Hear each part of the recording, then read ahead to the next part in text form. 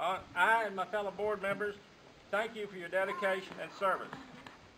As a volunteer fireman and EMT, I've had the honor of working with you at various times over the last decade. As we honor and reminisce on the past this afternoon, though, I would like to take a minute to look to the future. This department has always had a reassuring presence in the community. Citizens have always known that when they call, you will be there and respond in their time of need. It is important to remember that a strong fire department can have a positive impact on the economic growth of a community. Whether you guys understand or know, every few years, the Insurance Institute of, I can't remember, forgive me for that, it's called the ISO, and they review every fire department. The ISO rating a fire department receives impacts the insurance rates for each and every one of you. Each department's equipment, the fire protection, water supply, and training are reviewed and a report is made. A positive ISO helps keep these insurance rates stable. This in turn is a tool in growing the local economy. The monetary value of a fire department has often been overlooked and often way understated. It's not just answering calls and serving the needs of the community. A volunteer does this day in and day out without regard for itself. If the county had to put a paid service in place just for this department, we would have to spend approximately, let me flip a page, I want to make sure I say the number right.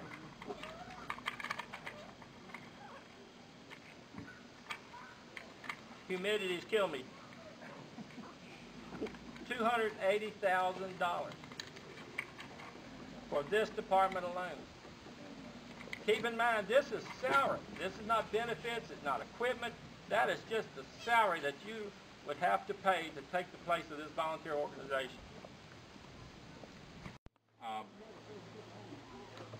I am totally amazed at what this fire department has done just in the last few months that I've been around here. You've had a chief that's led them from the beginning. You've had another chief here, Bobby, that's been involved with the fire department for 48 years.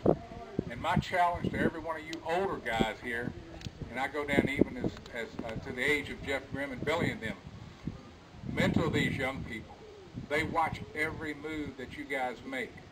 And my challenge to you is to mentor them in the direction that they need to go in so that they will be successful and good stewards to this great community that you are. And that was an awful good little piece of equipment. But we weren't, we didn't have any training, but we weren't completely out in the cold. Ed McAllister and Jerry Burke, the chief of Covington Fire Department, held a fire school mostly for us in Hot Spring.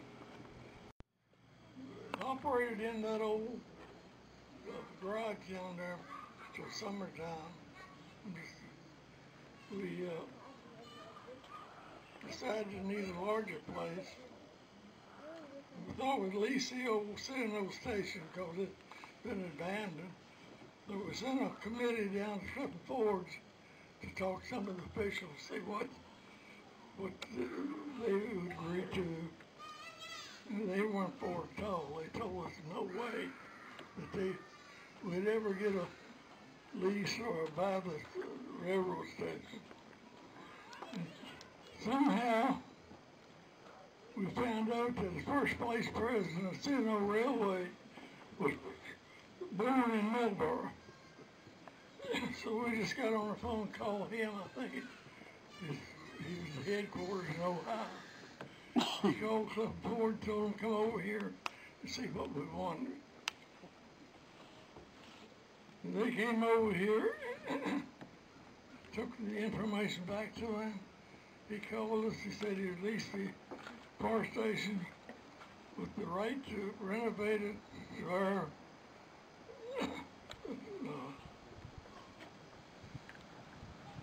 and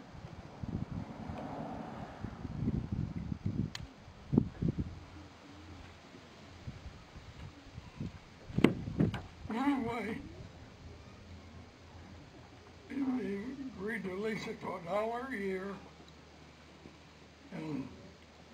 but they never did bill us. I think we was in the station about 10 years, and they never billed us a penny for it. But we knew at that time that we was going to have to do something better, because we couldn't house the two trucks in there. Of course, we had a meeting room and kitchen and two bays. So that's when Noel Assoc lived over here in the house right behind here. We come to talk to him and bought this lot on the back.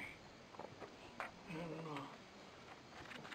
so we built this first phase of this building was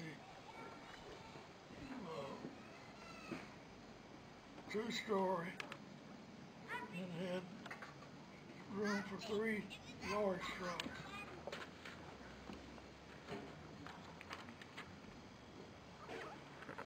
By running this volunteer fire department, and I just want you to know that, at least for me, and I think for a whole lot of other people, that we owe a debt of gratitude to you. Thank you for all you've done for Millboro for the last 50 years. Thank you for making Millboro a better community. But I just want to say this, there are communities all over Virginia, all over the country, that wouldn't get by if it weren't for volunteer fire departments and volunteer rescue squads. And it's getting tougher and tougher and tougher to find volunteers to do the work. And that's because as communities change, you think about this, when we were kids, there were more people living in Bath County than there are today. But we didn't need street names to know what the roads were, right? As people move into communities, as people move around, they have different sorts of expectations. And so the requirements of volunteer work have risen because those expectations have risen. People expect different services. They expect different things from the fire department, from the rescue squad. And it's tougher and tougher to fill volunteer hours. So I guess, there are two things I basically want to do. I want to do, first is thank you. But second, I want to say that the quest for volunteers is ongoing. The first 50 years have been great, but the next 50 years and the 50 years after that have to be even better. And they're only going to be better if young people take the baton and volunteer for the fire department. You've got a big shoes to fill and a big legacy to live up to. But I know it can be done. This is the best, as I said, this is the best place in the world and the best weather. My gosh. We have a lot of work still to do. So thank you very much. Hope you have a great day today. Thank you for having me. The volunteer fire department is one of 494 volunteer departments throughout the Commonwealth of Virginia. Winston Churchill once said, "We make a living by what we get, but we make a life by what we give." And many of us here, including Betty and I, earlier this year, can truly express a high level of gratitude for the skilled and prompt response of Millboro Volunteer Fire Department, whether it be a quote-unquote routine chimney fire or a much more serious structural fire. But I'd like to highlight two other examples of service that clearly demonstrates the initiative, the spirit, and selfless attitude that exemplifies Millboro Volunteer Fire Department members and their leadership. Just about 3 months ago, the fire department held their second truck and tractor pull. And their next one is scheduled for about 5 weeks from now, the last Saturday in October. Many of us here have witnessed how these folks and their friends have transformed the south end of the parking lot near the industrial park into a first-rate arena for tractor and truck pull participants and spectators. Most of us can only imagine the amount of time, energy, and expertise that was donated to pull, pardon the pun, pull all this together.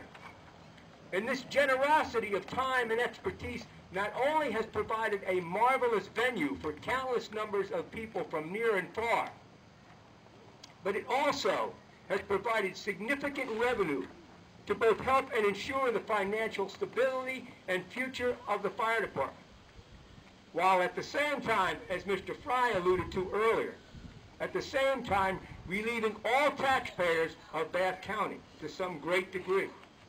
The second example of this kind of service occurred just last year following the derecho.